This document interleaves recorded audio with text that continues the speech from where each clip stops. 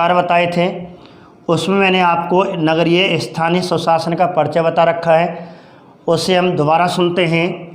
जैसे क्वेश्चन आ जाता है, नगरीय स्थानीय स्वशासन का उल्लेख भारतीय संविधान के कौन से भाग में है?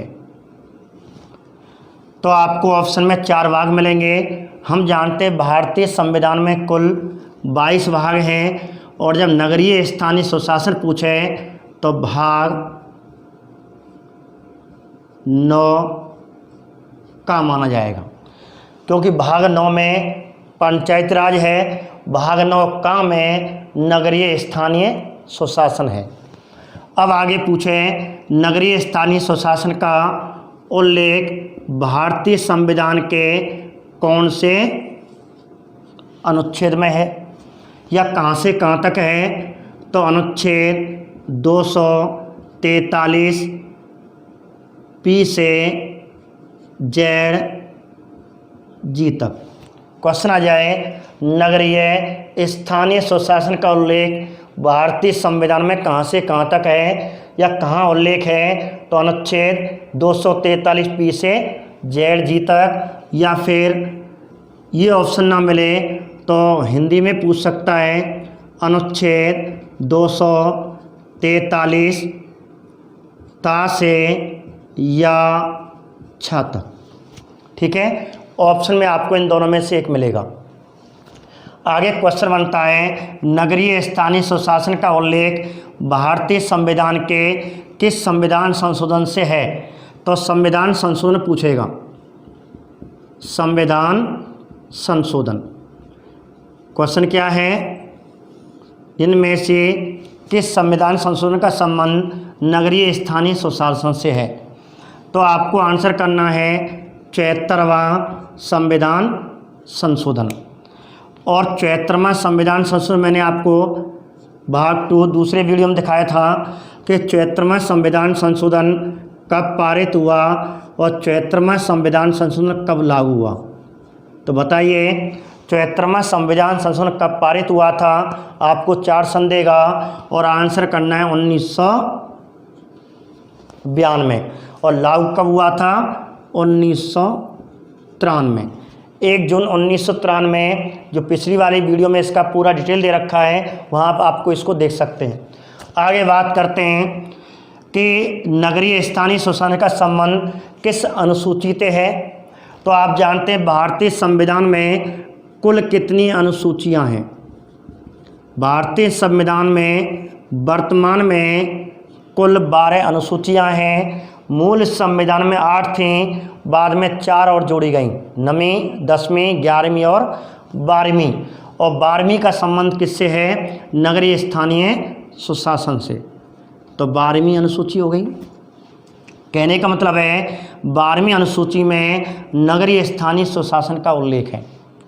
फिर हम बात करते हैं, अब ये क्वेश्चन आ जाए, राजस्थान में नगरीय स्थानीय स्वशासन का संबंध या नगरीय स्थानीय स्वशासन का कैसी व्यवस्था है? 1 स्तरीय, 2 स्तरीय, त्रिस्तरीय या चतुर्थ स्तरीय? तो आपको ऑप्शन में त्रिस्तरीय करना है। ये भी पंचायती राज व्यवस्था की तरह त्रिस्तरीय नगर पालिका व्यवस्था, अर्थात कहने का मतलब है भारतीय संविधान में नगरीय स्थानीय स्वशासन के लिए किस शब्द का उल्लेख है? तो आपको आंसर करना है नगर पालिका। और कैसी है, कैसी व्यवस्था है? त्रिस्तरीय। अर्थात सामान्यतः हम भारतीय संविधान में तो ये शब्द लिखा हुआ है और सामान्यतः इसे बोलते हैं 3 स्तरीय नगर निकाय। तो ये हुआ नगरीय स्थानीय स्वशासन का सामान्य परिचय। सामान्य से 4-5 क्वेश्चन होते हैं। नगरीय स्थानीय स्वशासन का संबंध कौन से भाग से है, कौन से अनुच्छेद में उल्लेख है, कौन सा संविधान संशोधन है, कौन सी अनुसूची है और कौन सी व्यवस्था है, त्रिस्तरीय। अब इसी टॉपिक को में आगे पढ़ना है। इसी त्रिस्तरीय जो बलवंतराय मेहता समिति की सिफारिश के आधार पर आगे ये व्यवस्था भी शहरी प्रशासन में जोड़ दी गई। इस प्रकार त्रिस्तरीय व्यवस्था को आगे पढ़ना है। तो त्रिस्तरीय व्यवस्था के पढ़ने के लिए एक डायग्राम फिर बनाया जाता है। जैसे त्रिस्तरीय व्यवस्था, अब ये आपको 3 व्यवस्था आपको यहाँ पढ़नी है, 3 संस्थाएं नगरीय प्रशासन की आपको यहाँ पढ़नी है। अब त्रिस्तरीय नगरीय स्थानीय स्वशासन के निम्न स्तर की संस्था, एक निम्न स्तर पे होगी, एक मध्य स्तर पे होगी और एक होती है शीर्ष स्तर, जिसे हम उच्च स्तर भी बोलते हैं। अब क्वेश्चन बनेगा कि नगरीय स्थानीय स्वशासन अथवा नगरीय निकाय में निम्न स्तर की संस्था की व्यवस्था कितनी जनसंख्या पर निर्धारित की जाएगी, अर्थात कितनी जनसंख्या पे निम्न स्तर की संस्था होगी। तो आपको जनसंख्या भी याद रखनी है, अर्थात नगरों में जिस क्षेत्र की, जिस कस्बे की जनसंख्या 20,000 से 1 लाख तक होगी। कहने का मतलब है जिस नगर की जनसंख्या 20,000 से 1 लाख तक होगी वहाँ निम्न स्तर की संस्था स्थापित की जाएगी। इस प्रकार निम्न स्तर की संस्था विशेषतः छोटे कस्बों में स्थापित की जाती है। तो क्वेश्चन आ जाए, नगर पालिका में या नगरीय स्थानीय स्वशासन में छोटे कस्बे स्तर पर कौन सी संस्था स्थापित की जाती है, या नगरीय स्थानीय स्वशासन की निम्न स्तर की संस्था को क्या कहा जाता है। तो आपको संस्था का नाम पूछेगा, निम्न स्तर की संस्था को क्या कहते हैं, नगरीय स्वशासन के निम्न स्तर की संस्था क्या कहलाती है। तो आपको 4 संस्थाएं ऑप्शन में मिलेगी। तो आपको ध्यान रखना, ऑप्शन में आपको नगर पालिका करना है, अर्थात राजस्थान में नगरीय स्वशासन की निम्न स्तर की संस्था जो 20,000 से 1 लाख की जनसंख्या वाला कस्बा होगा वहाँ पे नगर पालिका स्थापित की जाएगी। ऐसे मध्य स्तर की संस्था कहाँ स्थापित की जाएगी, तो मध्य स्तर की संस्था छोटे शहरों में, शहर और कस्बों में अंतर होता है। तो छोटे शहरों में सामान्यतः हम इसे सामान्यतः याद करें तो ये जिला स्तर पे होगी। ये कहते हैं लगभग तहसील स्तर पर, प्राय तहसील स्तर लेवल पे होती है। ये प्राय छोटे जिलों में होती है जिनकी जनसंख्या कम होती है। अब जनसंख्या कितनी, ऐसे छोटे शहर जिनकी जनसंख्या 1 लाख से 5 लाख तक हो, अर्थात ऐसे छोटे शहर जिनकी जनसंख्या 1 लाख से 5 लाख तक होती है, उनमें नगरीय स्तर पर मध्य स्तर की संस्था को क्या कहा जाएगा। तो संस्था क्या कहलाती है, तो ये संस्था आपके नगर परिषद कहलाएगी। कहने का मतलब है शहरी प्रशासन में मध्य स्तर की संस्था क्या कहलाएगी, तो आपको नगर परिषद करना है। ऐसे ही आपको शीर्ष स्तर या उच्च स्तर आ जाए और आपको पूछे नगरीय स्वशासन में शीर्ष स्तर की संस्था कितनी जनसंख्या पे स्थापित की जाएगी, तो आपको जनसंख्या पूछेगा। तो आपको जनसंख्या ध्यान रखना। तो यहाँ ऐसे बड़े शहर, यहाँ पे छोटे शहर हैं और यहाँ पे आपको बड़े शहर, ऐसे बड़े शहर जिनकी जनसंख्या 5 लाख से अधिक है, 5 लाख से अधिक है, उस संस्था को क्या नाम दिया जाएगा, उस संस्था को नगर निगम कहा जाएगा। ठीक है, अर्थात नगरीय स्वशासन की शीर्ष या उच्च स्तर की संस्था नगर निगम कहलाती है। तो ये आपको 3 संस्थाएं यहाँ हुई, ठीक है। ऐसे करके आपको प्रश्न बनेगा। प्रश्न आपको दोबारा बता दूं कि नगरीय निकाय के निम्न स्तर की संस्था नगरपालिका कहलाती है, नगरीय निकाय के मध्य स्तर की संस्था नगर परिषद कहलाती है, नगरीय निकाय के उच्च स्तर की संस्था नगर निगम कहलाती है। जो प्राय सामान्यतः पड़े बड़े शहर अर्थात ऐसा शहर 4-5 शहरों को मिलाकर के जो भी है 1 शहर या 5 शहर जो भी है संभाग स्तर पर इसका गठन किया जाता है। इसे प्राय एक जिला स्तर पर गठित किया जाता है, इसे प्राय एक तहसील लेवल पर स्तर किया जाता है। लेकिन भारतीय संविधान में कस्बों का उल्लेख है। तो ऐसे छोटे कस्बे जिनकी जनसंख्या 20,000 से 1 लाख है वहाँ नगर पालिका होगी। ऐसे छोटे शहर जिनकी जनसंख्या 1 लाख से 5 लाख होगी वहाँ नगर परिषद का गठन किया जाएगा। जिनकी जनसंख्या 5 लाख से अधिक होगी वहाँ नगर निगम का गठन किया जाएगा। अर्थात ये संस्थाओं के 3 नाम हुए। अब आगे हम राजस्थान स्तर पर पढ़ें नगर पालिका का संबंध। संस्था की बात करें, अब आ जाएं वर्तमान में कुल कितनी नगर पालिका हैं। तो राजस्थान में वर्तमान में इनकी कुल संख्या पूछेगा, ये पूछने के चांस हैं। जब भी राजस्थान में या कोई भी क्षेत्र में, विशेष कर राजस्थान में जब भी पटवार के या राजस्थान पुलिस का या रीट का जो भी भर्ती निकलने वाली है, जिसके एग्ज़ाम आगे ठीक है होने वाले हैं, उनमें ये क्वेश्चन किसी न किसी एग्ज़ाम में ज़रूर पूछा जाएगा कि वर्तमान में राजस्थान में कुल कितनी नगर पालिका हैं, कुल कितनी नगर परिषद हैं, कुल कितनी नगर निगम है। कि करंट का क्वेश्चन बना है, अच्छा क्वेश्चन है। तो आपको ध्यान रखना नगर पालिका जो अक्टूबर-नवंबर 2019 से पहले राजस्थान में कुल नगर पालिकाएँ कितनी थीं। उस समय नगर पालिकाएँ 149 थीं। लेकिन हाल ही में अशोक गहलोत सरकार ने 3 नगर पालिकाओं का गठन कर दिया गया है। आज की स्थिति में राजस्थान में, केवल आज की स्थिति में राजस्थान में 100 कितनी हो गई 152 राजस्थान में नगर पालिकाएँ हो चुकी हैं। पहले कितनी थी, नवीन कितनी हो गई। अब ये आ जाए, ये ना पूछ करके अभी हाल ही में राजस्थान में कितनी नवीन कितनी नई नगर पालिका को गठन किया गया है। तो आंसर नवीन पूछे नई पूछे आंसर 3 करना है, और कुल पूछे तो 152। ऐसे ही अब इनकी कुल संख्या पूछेगा,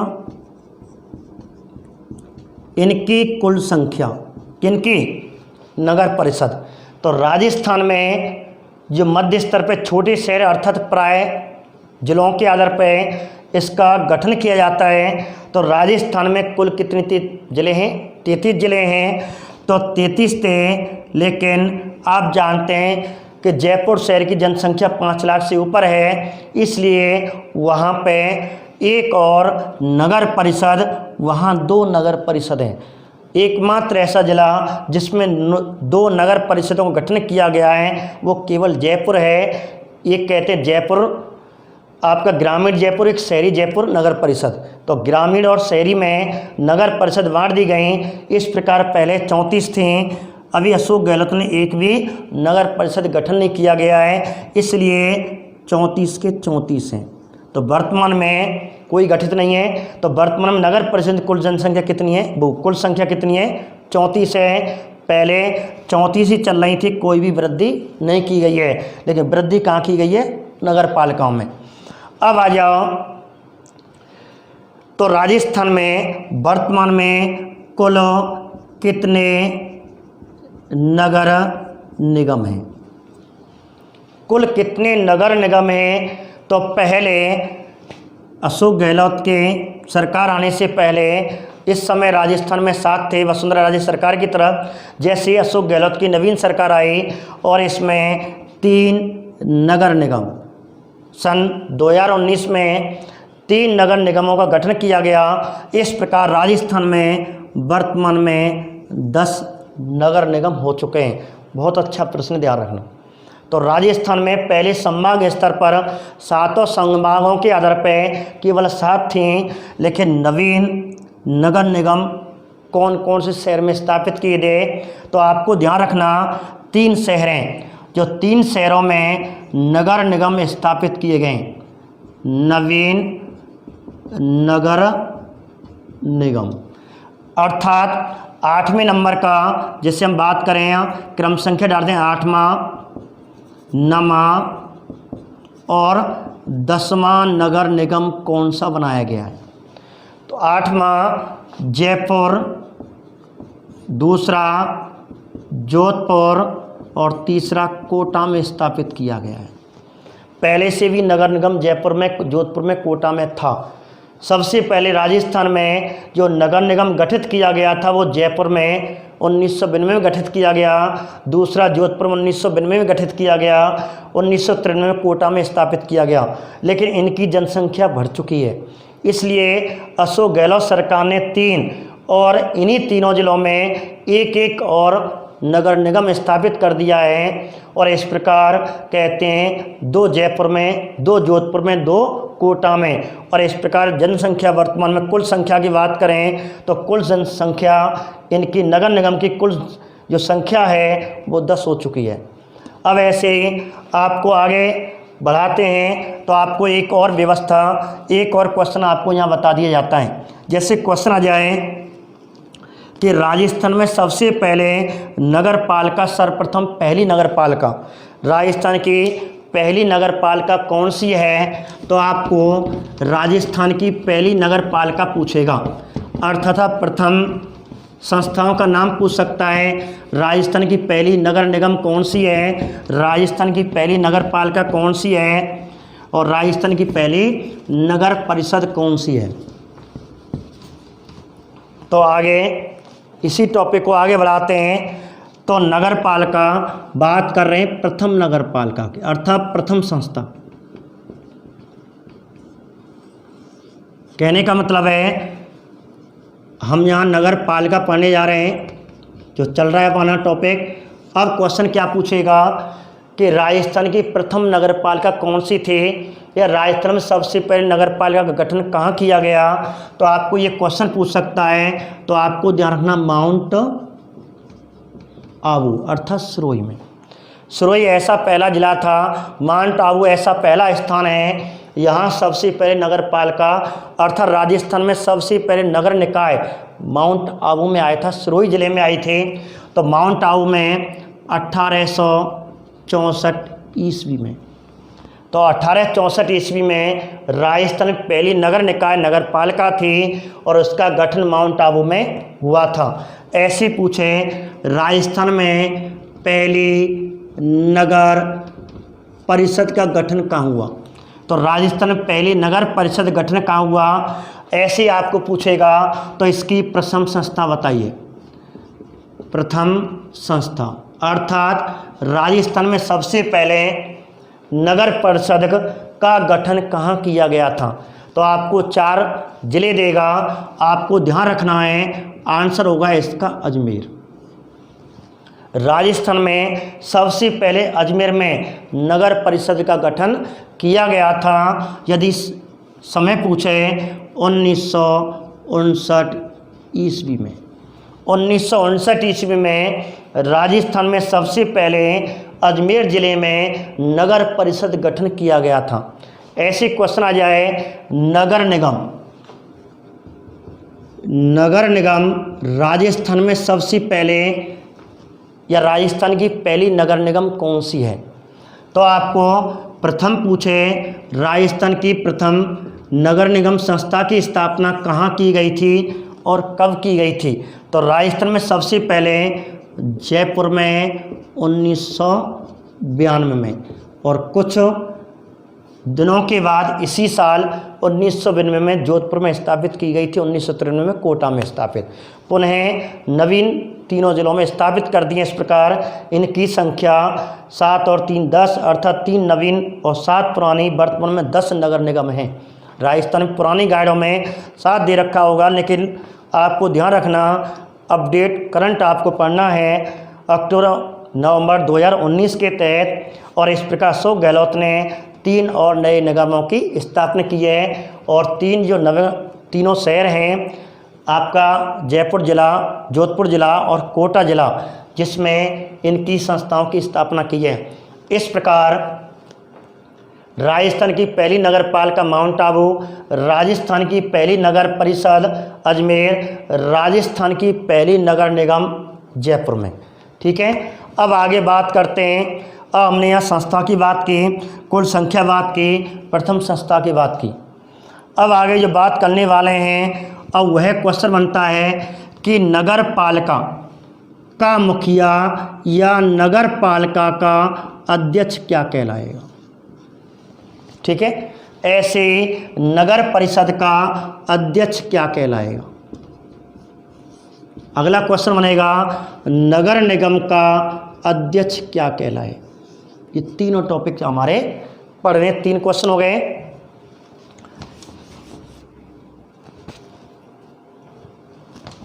नगर पालिका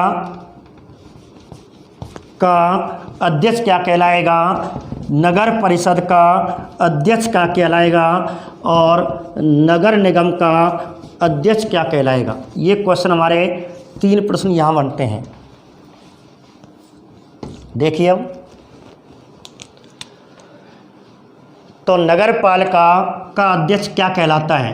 नगर पालिका का अध्यक्ष भारतीय संविधान के तहत राजस्थान में नगर पालिका के अध्यक्ष को चेयरमैन कहते हैं।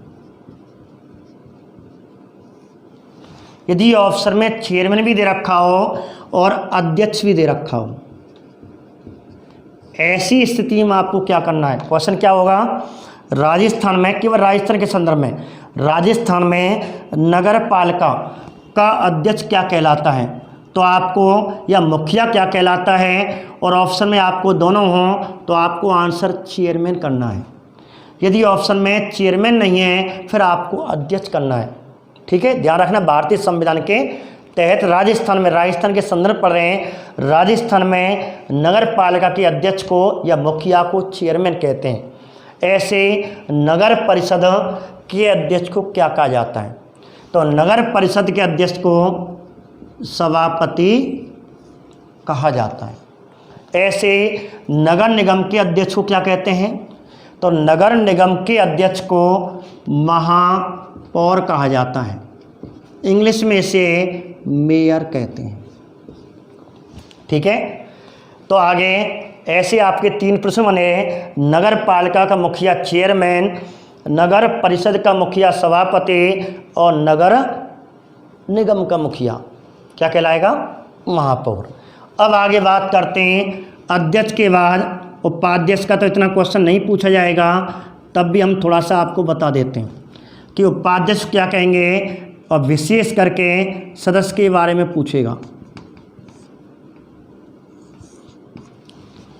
तो अध्यक्ष और सदस्य पे विशेष करके ध्यान रखना है। उपाध्यक्ष इतना नहीं पूछा जाता, लेकिन तब भी हम थोड़ा सा पढ़ लेते हैं। नगर पालिका का उपाध्यक्ष या उप मुखिया क्या कहलाता है, तो उप चेयरमैन, उप चेयरमैन कहलाता है। ऐसे नगर परिषद का उपाध्यक्ष क्या कहलाएगा, तो नगर परिषद का उपाध्यक्ष उप सभापति कहलाता है। ऐसे नगर निगम का उपाध्यक्ष क्या कहलाता है, उप महापौर या मेयर, उप मेयर। ठीक है, आगे बात करते हैं नगर पालिका का सदस्य क्या कहलाता है। नगर पालिका का सदस्य पार्षद कहलाता है, जिसे इंग्लिश में काउंसलर कहते हैं, इंग्लिश में काउंसलर कहते हैं। और या इसे दूसरा शब्द यदि पार्षद ऑप्शन में ना हो तो आपको वार्ड सदस्य दे रखा होगा। ठीक है, काउंसलर या पार्षद कहते हैं। और इस प्रकार नगर परिषद के सदस्य को क्या कहा जाएगा, तो इसको भी हम पार्षद अर्थात वार्ड सदस्य कहते हैं। ऐसे नगर निगम के सदस्य को क्या कहा जाता है, तो इसके सदस्य को भी पार्षद कहा जाता है। ठीक है, पार्षद पार्षद, इन तीनों के सदस्यों पार्षद कहते हैं। अब हम आगे बढ़ते हैं, इस टॉपिक को आगे बढ़ाते हैं। आगे जितने भी कठिनाई स्तर के क्वेश्चन होंगे वो हमें पढ़ने हैं। अब हमने अध्यक्ष उपाध्यक्ष सदस्य को पढ़ लिया। एक क्वेश्चन बनता है राजस्थान के संदर्भ में कुल सदस्य, कुल सदस्य पूछ रहे हैं। तो राजस्थान में नगरीय पालिका में कम से कम कुल कितने सदस्य, न्यूनतम कितने सदस्य हो सकते हैं, कुल न्यूनतम सदस्य। तो आपको अधिकतम तो नहीं पूछेगा, न्यूनतम पूछेगा। कम से कम इतने होने चाहिए, अधिकतम कितने भी जनसंख्या अगर पे बढ़ा देते हैं। तो राजस्थान में नगर पालिका में न्यूनतम सदस्यों की संख्या पूछे तो 13 पार्षद करना है। ऐसे ही यहाँ न्यूनतम सदस्य पूछे तो 13, यहाँ भी 13 पार्षद होंगे। और राजस्थान के नगर निगम में, किसी नगर निगम में कम से कम कितने काउंसलर अर्थात पार्षद होने चाहिए, न्यूनतम कितने होने चाहिए। तो इसमें 7 पार्षद होने चाहिए, कम से कम है।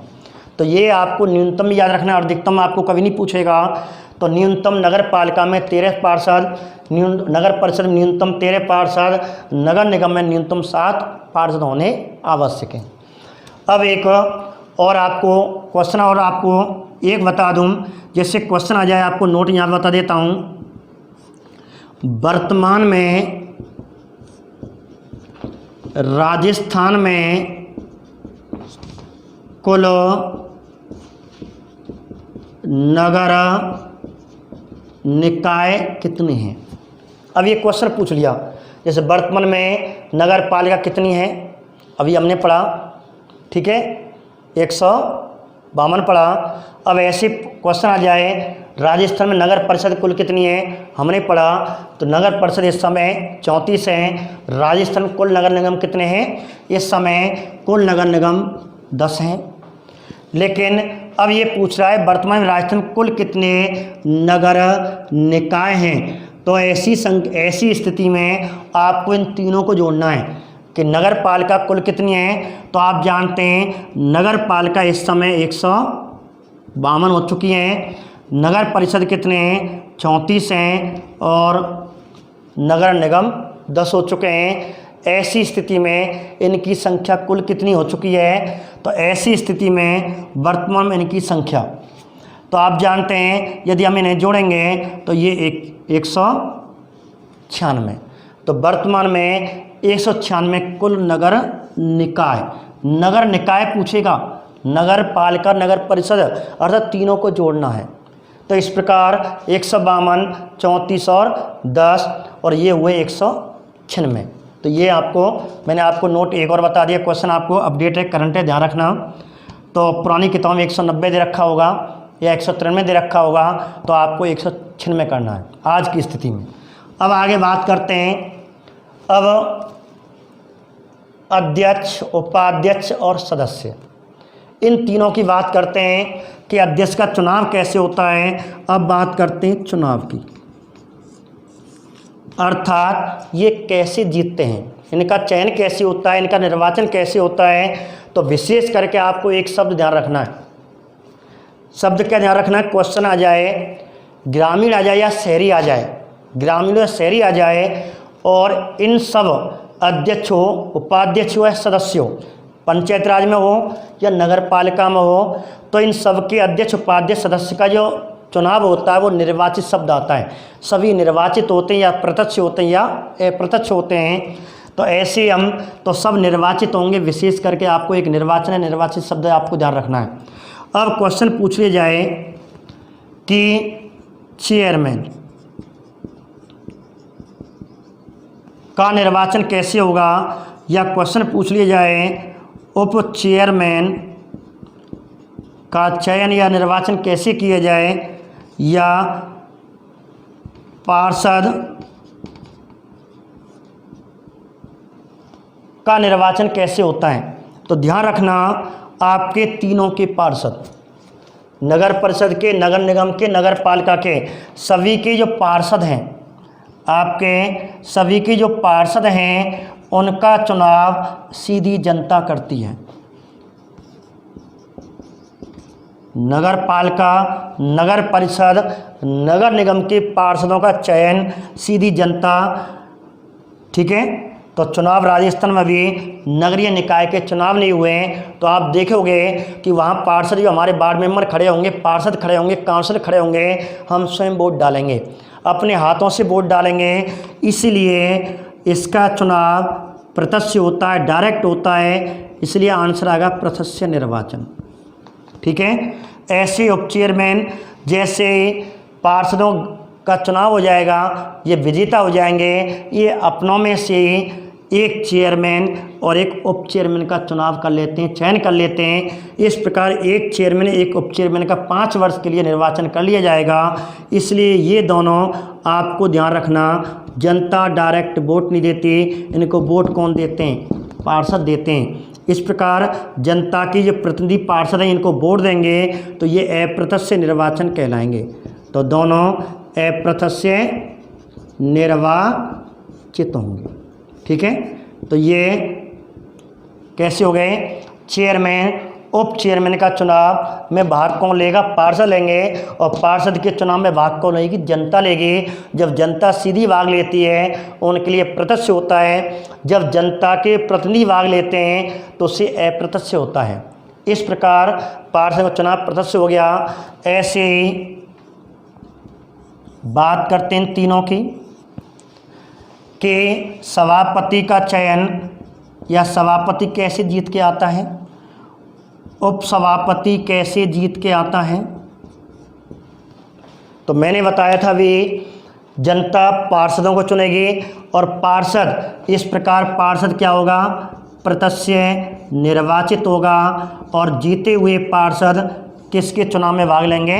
अर्थात ये दोनों पार्षद अपनों में से एक सभापति और एक उप सभापति का चयन 5 वर्ष के लिए कर लेते हैं, इसलिए ये जनता के प्रतिनिधि इसमें भाग लेते हैं, इसलिए हो गया अप्रत्यक्ष निर्वाचित।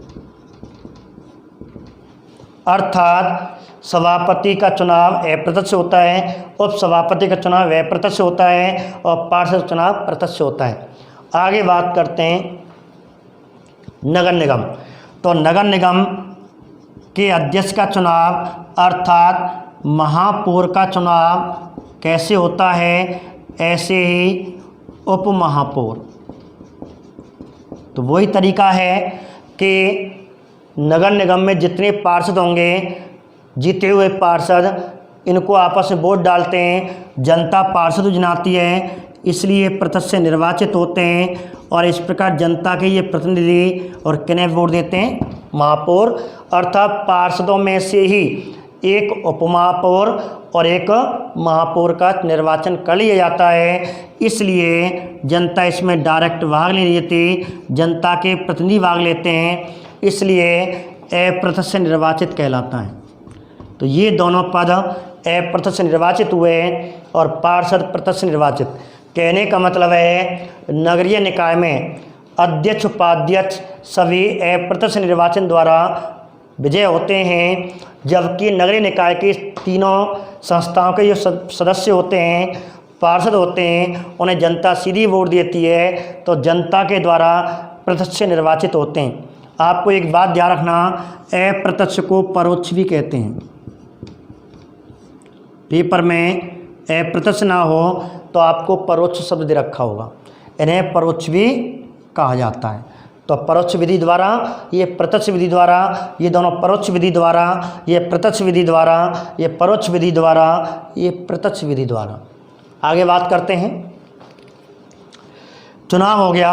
अब जैसे चुनाव हो जाता है, अब चुनाव आपको यदि महापौर बनना है, सभापति बनना है, चेयरमैन बनना है, तो इनके लिए एक योग्यता होती है, और विशेष करके पेपर में इनकी योग्यता न्यूनतम उम्र पूछी जाती है। अर्थात आपको यदि इनमें से अध्यक्ष, उपाध्यक्ष, सदस्य का चुनाव लड़ना हो तो आपकी कम से कम कितनी उम्र होनी चाहिए? योग्यता में सबसे पहले तो न्यूनतम उम्र देखी जाएगी, तो न्यूनतम उम्र 21 वर्ष होनी, अर्थात कोई भी हो, अध्यक्ष हो या उपाध्यक्ष हो या सदस्य हो, आपको किसी का भी चुनाव लड़ना है तो इसकी उम्र कितनी होगी? 21 वर्ष, 21 वर्ष और 21 वर्ष। बाकी 2 योग्यताएं, अन्य योग्यताएं वो कॉमन है, पागल ना हो, दिवालापन ना हो, ठीक है, और मतदाता सूची में उसका नाम होना चाहिए और भारत का नागरिक होना चाहिए, वे कॉमन है। लेकिन जो भिन्न है आपको ध्यान रखना, सदस्य हो, अध्यक्ष हो, उपाध्यक्ष हो, जो भी है, आपको सबकी उम्र कम से कम न्यूनतम उम्र 21 वर्ष होनी चाहिए। अब हम बात करते हैं, जैसे चुनाव हो जाता है, जैसे आप चेयरमैन पद पे चुन लिए गए, सभापति पद पे चुन लिए गए, अब इनको आपको शपथ कौन दिलाएगा? अब आपको अगला क्वेश्चन पूछेगा, इन तीनों को शपथ कौन दिलाएगा? अर्थात अध्यक्ष, उपाध्यक्ष और सदस्य जो होते हैं, इनको सदस्य शपथ की बात पूछेंगे। अब एक क्वेश्चन आपको शपथ पे बनेगा। तो अगला जो टॉपिक है वो शपथ। जैसे क्वेश्चन आ जाए, मेयर, महापौर को शपथ कौन दिलाएगा? पार्षदों को शपथ कौन दिलाता है? ऐसे क्वेश्चन आपको बनते हैं। तो इन क्वेश्चनों की ओर आगे बढ़ते हैं। देखिए आगे बात करते हैं अब शपथ पे। नंबर 1 बात कर लेते हैं चेयरमैन की। पहले हम, ठीक है, इनके मुखियाओं की बात कर लेते हैं। ऐसे नगर परिषद का जो मुखिया होता है उसे सभापति कहते हैं, तो सभापति को शपथ कौन दिलाएगा? ऐसे नगर निगम का जो मुखिया होता है, मेयर या महापौर, महापौर को शपथ कौन दिलाएगा? मुखियाओं की बात करते हैं तो ध्यान रखना, चेयरमैन या सभापति और उप महापौरों, इन तीनों को कलेक्टर, जिलाधीश शपथ दिलाएगा। कलेक्टर, तीनों को, ठीक है। तो तीनों को शपथ कौन दिला रहा है? कलेक्टर दिला रहा है। अब ऐसे करके अब आपको उप चेयरमैन पूछे कि उप चेयरमैन को शपथ कौन दिलाता है? उप चेयरमैन को शपथ कौन दिलाता है? तो आपको उप चेयरमैन को शपथ कौन दिलाएगा? कलेक्टर ही दिलाएगा। ऐसे पूछे, उप सभापति को शपथ कौन दिलाता है? इसी भी कलेक्टर दिलाएगा। ऐसे ही उप महापौर, उप महापौर को शपथ कौन दिलाता है? तो कलेक्टर ही दिलाएगा। अब आगे क्वेश्चन बनता है, अब आ जाओ पार्षदों पे। अर्थात नगर पालिका के पार्षद को शपथ कौन दिलाता है? नगर परिषद के पार्षद को शपथ कौन दिलाता है? नगर निगम के पार्षद को शपथ कौन दिलाता है? सदस्यों को शपथ कौन दिलाएगा? इन तीनों की बात पूछ रहे हैं। तो पार्षद को भी कलेक्टर दिलाएगा, अर्थात तीनों संस्थाओं की पार्षदों को भी कलेक्टर। कहने का मतलब है नगर पालिका के सदस्य, अध्यक्ष, उपाध्यक्ष, इन सब को शपथ कलेक्टर ही दिलाता है। बस एक शब्द में याद रखना कि नगरीय निकाय के मुखिया, उपमुखिया और जो सदस्य होता है, अध्यक्ष, उपाध्यक्ष, सदस्य होता है, उन सबको शपथ कलेक्टर ही दिलाता है। ठीक है, एक शब्द में। अब आगे बात करते हैं, शपथ हो गई। शपथ के बाद कार्यकाल पूछेगा। तो नगर निकाय की सभी संस्थाओं के अध्यक्ष, उपाध्यक्ष और सदस्य, इन सब का जो कार्यकाल होता है, प्रथम बैठक के नियत तिथि से 5 वर्ष तक। पहली बैठक की नियत तिथि से 5 वर्ष तक, ठीक है। कोई भी हो, आपका चेयरमैन हो, सभापति हो, महापौर हो या पार्षद हो, इन सब का जो कार्यकाल होगा वह पहली बैठक की तिथि से 5 वर्ष तक का होगा। अब आगे बात करते हैं, कार्यकाल हो गया। कार्यकाल के बाद के शपथ कार्यकाल, अब बात करते हैं इनके त्यागपत्र की, कि चेयरमैन अपना त्यागपत्र किसे देगा? तो चेयरमैन अपना त्यागपत्र कलेक्टर को ही देगा।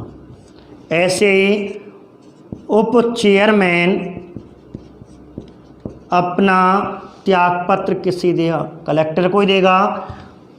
विशेष नंबर 3, पार्षद अपना त्यागपत्र किसे देगा?